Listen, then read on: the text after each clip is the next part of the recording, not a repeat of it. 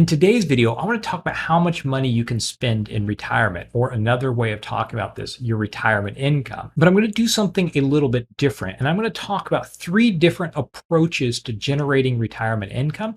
And then I'm going to walk you through a case study for two different approaches and show you different ways that you can get to a similar end result. But first, my name is Kevin Lum. I'm a certified financial planner, and this channel is dedicated to helping 1 million people retire without worry. So when I think about retirement income, I think about it through the 4 L's. The first is longevity. And these are the essential expenses, housing, healthcare, food, the things that you need to cover for financial independence so you don't become a burden on others. The second L is lifestyle. And these expenses are a bit more discretionary. So it's things like travel, taking that trip you've always planned on, leisure activities like golfing or pickleball. It could be supporting a family member's tuition for college.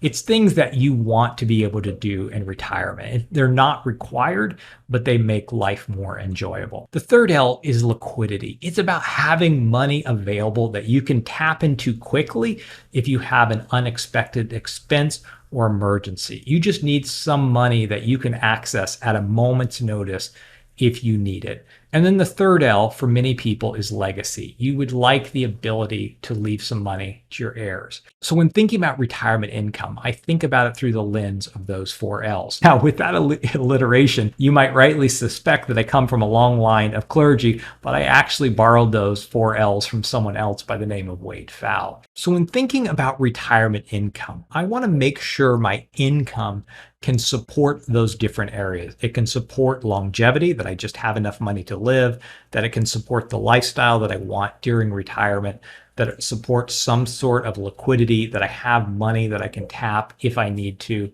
And then for some, you also just want to make sure you have some money to leave to your heirs. And so when I'm putting together a retirement plan, I tell people that money is just a means to an end. You have to give it a purpose. And the purpose generally fits into the framework of those 4 L's. So then once I have a general framework for those 4 L's, what the amounts might look like. So then the next thing I do is I look for reliable sources of income. For most people, that is going to include Social Security.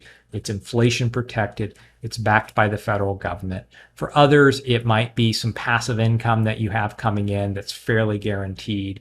It might be a pension or an annuity. So I'm always trying to figure out what's the reliable income. So let's look at a scenario. You have a couple that wants to spend about $10,000 a month in retirement. Of that $10,000, about 80%, $8,000 are the essential expenses in that longevity bucket. So they have a budget of $10,000, they have $8,000 in essential expenses, about 80% of their budget, and they have about $5,000 of Social Security income or reliable income. $10,000 that they want, $8,000 that they need, and then they have $5,000 of reliable income. So there's a $5,000 shortfall between the income they want and the income they have, and there's a $3,000 shortfall between the income they have to have and the income that they have. So now we have to fill this gap, and that's what I want to focus on in this video.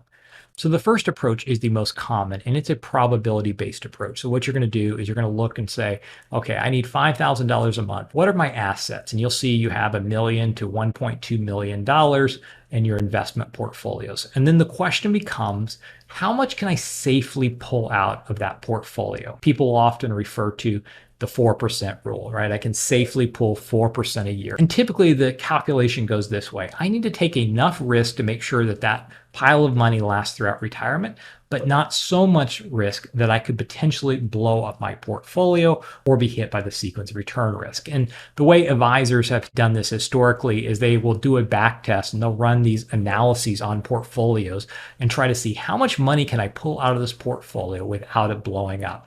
That's how we ended up with the 4% rule. Some advisor about 30 years ago ran all these back tests, and he found out on a 50% stock portfolio and a 50% bond portfolio, you could pull out about 4% a year without the portfolio running out of money. Now, there are a ton of problems with the 4% rule, but that is beyond the scope of this video. For this example, we have a portfolio of $1.2 million plus a little money in the bank. Most people using something like the 4% rule would assume that they could pull about $48,000 a year from the portfolio, which should cover most of their essential expenses, plus some. So it doesn't quite cover everything that they want, but it gets them close because you can take the $5,000 you have from your reliable income, and then you add another essentially $4,000 a month. They wanted 10,000, we're at 9,000.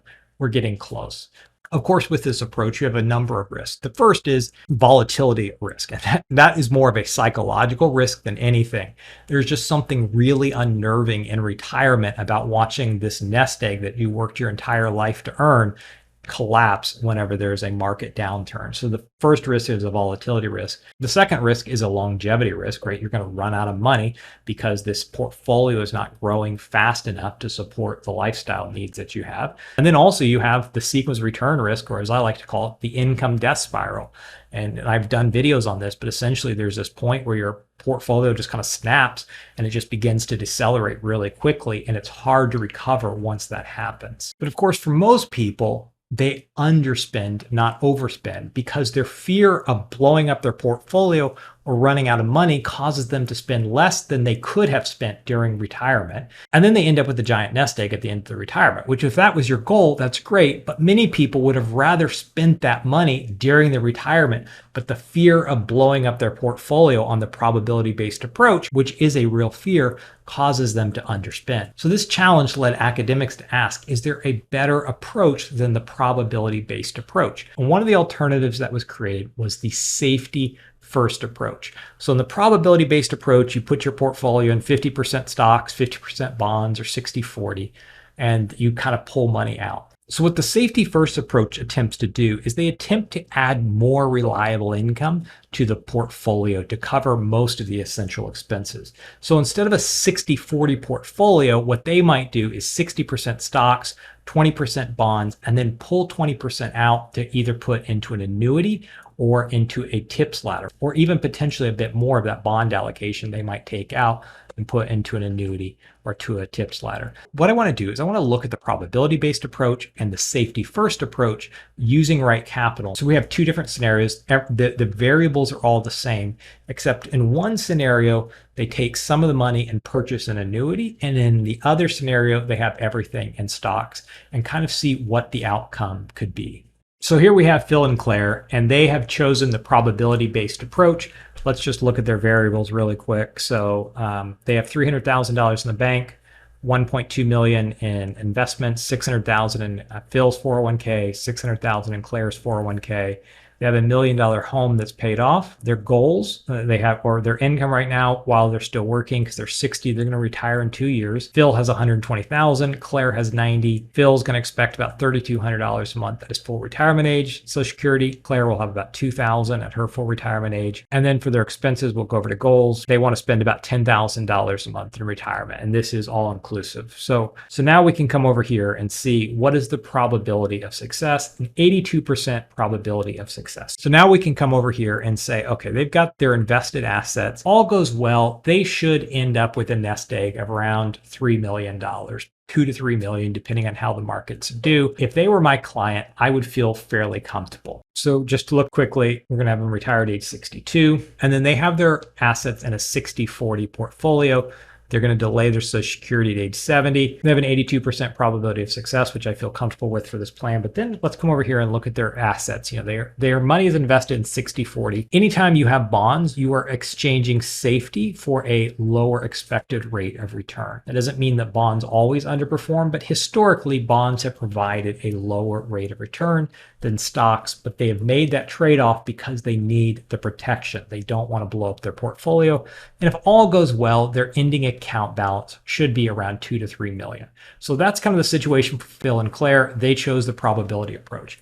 But there's another couple, Jay and Gloria, and they've taken a different approach. Interestingly, Jay and Gloria are the exact same age in this scenario, and they're the same age as Phil and Claire. So let's look over their balance sheet. So you notice here they have $300,000 in the bank, but they only have $700,000 in invested assets. Remember that Phil and Claire had 1.2 million.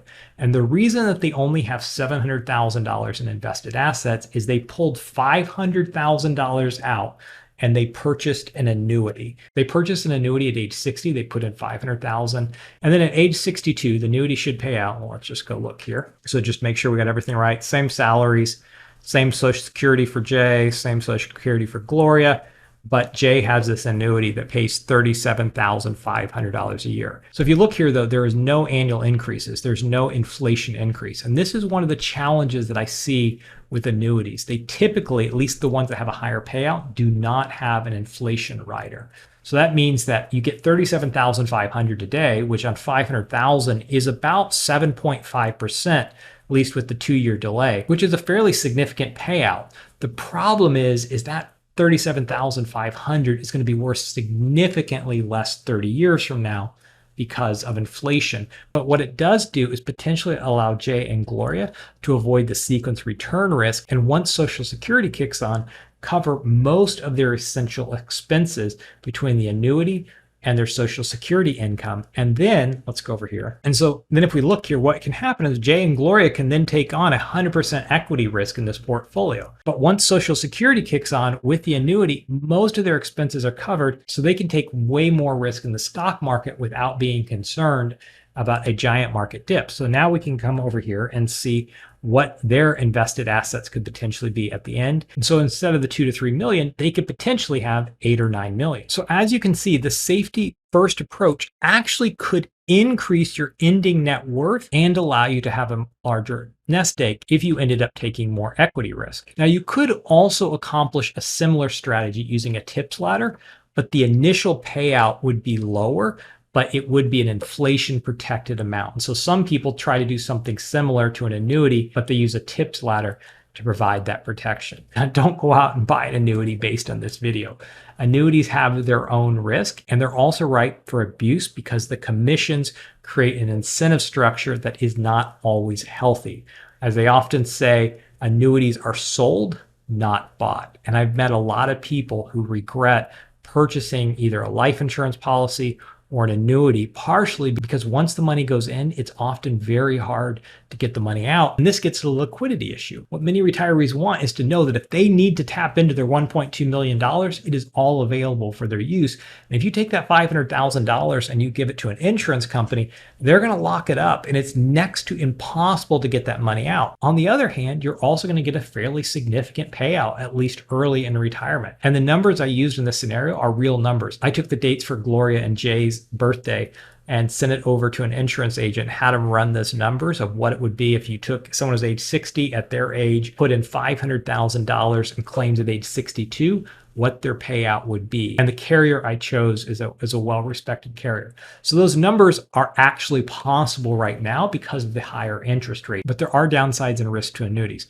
One other thing I will mention is there is a new segment of annuities that are coming out that have stripped out the commissions and are available through fee-only advisors, and they have some benefits, but they also have their own issues. But Wade Pfau says there is a third approach for people who have a preference for stable cash flows and safety, but don't want or need the contractual guarantees of an annuity, who also don't want their money tied up in the same way. And he said, if that is you, the best approach is the bucket approach. And this is my personal favorite. That means a retiree would organize their money to include one pile of money that is very safe and cash-like investments, which right now is easy to do because you can park your money in short-term government treasuries and earn over a 5% yield. So you take that bucket, that safe bucket, and you put 2 to 3 years of living expenses in that bucket.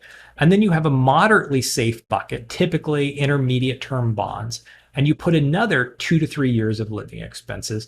And then once you have 6 or 7 years of living expenses and fairly safe buckets of money that you can pull on in the event of a market downturn, allowing you to avoid the sequence return risk, then you can take everything else, put it into a diversified equity portfolio, and let that money grow. That's my personal preference because I believe it lets you take on typically more risk in your equity bucket, and it protects your cash flow. It provides protection against the sequence return risk, and it provides protection against inflation because equities tend to be the best protection against inflation in the long run. Bonds are terrible at protecting you against inflation. And when I'm looking into my very dusty crystal ball, I think inflation is a real concern over the next 30 to 40 years. And one of the things I kind of harp on with clients is that you have a long time horizon for your retirement. Many people who work with me are in their early to mid 60s, which means they easily could have a 30 to 35 year time horizon. There are a lot of scary things that are going to happen in the next 30 to 35 years. How do I know with such certainty? Because a lot of scary things have happened in the previous 30 years and the 30 years before that. There are going to be financial crises. I don't know where it's going to come from, but it is going to feel scary, and it is going to feel like this is the one that is finally going to sink us. And so having that pile of safe money that allows you to sit through those downturns, therefore then lets you take on more equity risk and hopefully build up a larger nest egg. And then another way of modeling this would be using a dynamic income strategy, which could include an annuity, but it could also allow you to take more risk in your portfolio if you have some flexibility in your spending as well. So in conclusion, planning for retirement income is a comprehensive process that needs to start with giving your money a purpose, thinking through those 4 L's of longevity and lifestyle and liquidity and legacy, figuring out what do you want to do with your money? What is your long-term goal? What are you solving for? And then once you've dialed in those 4 L's, then you can begin to think about how you're going to approach the portfolio. So when you're approaching retirement income, you have to balance the psychological piece. Are you a risk-averse person? Then you have to balance it with your longevity needs. Is that portfolio going to last you throughout your retirement? And then also your legacy goals. If your goal is to leave a giant pile of money, then you might want to take a more aggressive approach. And honestly, there's not a wrong answer among these approaches. They all have their pros and the cons. The probability-based approach has a lot of pros. It's what people have used for years. The safety-first approach has its own pros and cons. And the hybrid approach as well has its own pros and cons. But the most important thing is finding a system that matches your needs and your desires and allows you to sleep at night. I say this all the time, but it's so important that you balance your ROI, your return on investment, with your ROS, your return on sleep. Each method has its own set of benefits and its own set of risks, and the best choice depends on your personal preferences, risk tolerance, and financial situation. Finally, I feel like I need to give a public service announcement at the end of this video. While the safety first approach appeared really appealing, and it does have some things that are very appealing about it, you want to be very careful with annuities because again, they are more often than not sold than bought. And they come with these commissions, and the products that are worst for you often have the highest commissions, and there's an incentive for someone to sell those to you. And so if you are going to buy an annuity, you want to make sure it's through someone who's a fiduciary. Best case scenario would be if you could get a fee-only annuity instead of a commission-based annuity, although they also have their own downsides. Or also, if you're going with a safety-first approach, you might want to look into having a tips ladder. Hey, thanks for watching. This video is part of a series I'm doing where I'm helping people put together the various components of a retirement plan. The first step is thinking through what type of life do you want to live, giving your money a purpose. And the second step is dialing in your expenses. And it's so important to know either how much you're going to spend in retirement or how much you're currently spending in retirement. So if you missed my video on the one number you have to know before you retire, you can watch it now.